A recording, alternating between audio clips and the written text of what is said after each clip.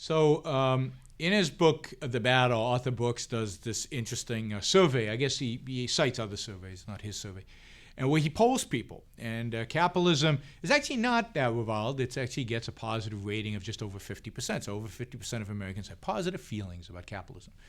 But it turns out that over 60% have positive feelings about free markets. And a whopping over 70% of people have a positive feeling about free enterprise.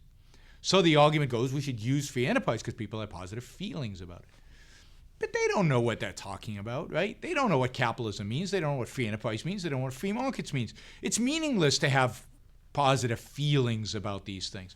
What you really need is an understanding of the concepts. What you really need is the more foundations. Why are these concepts good? Why is a free market good? What is capitalism? What does it mean? What does it imply? What are the outcomes of it? Unless we rigorously educate Americans and challenge their ethical and epistemological and fundamental beliefs about these things, appealing to their feelings is not going to help one iota, because at the same time as they feel good about free enterprise, they also want to regulate the hell out of it.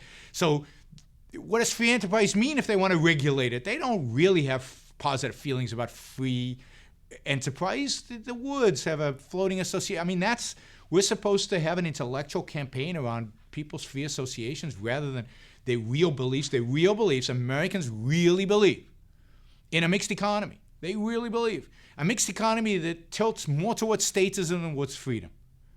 Our job is to tilt them more towards freedom and to move them away from statism.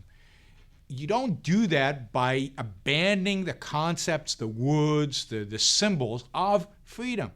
That's why we don't shy away from self-interest or selfishness when we properly explain it as rational long-term selfishness, rational long-term self-interest.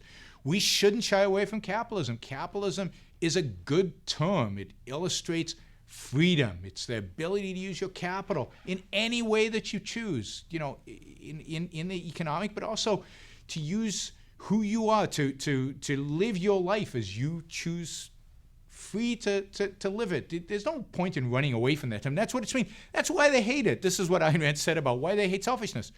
Because it means self-interest. It means pursuing your self-interest. That's why they want you to reject it.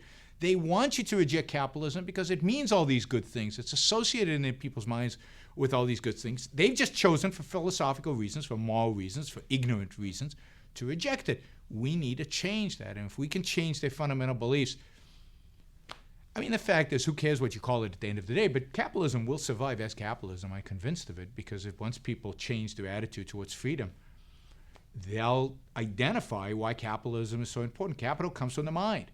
Capitalism comes from ideas. Capitalism comes from thought. And what fundamentally capitalism is about freedom of thought. It's about the ability and the freedom to imagine, to think thoughts and act on them, and to go out and be an entrepreneur and change the world, whether it's in business or whether it's, whatever aspect of your life. That freedom is what capitalism really means. It's about ideas. It's about the mind. It's about reason.